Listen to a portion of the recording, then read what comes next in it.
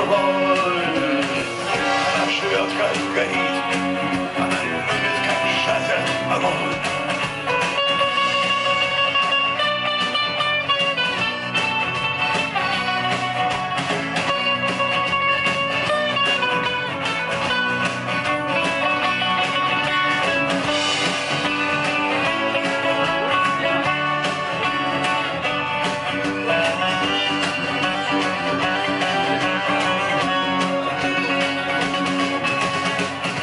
Сомнения в твоих глазах я вижу ей, небезызвестен твой дом.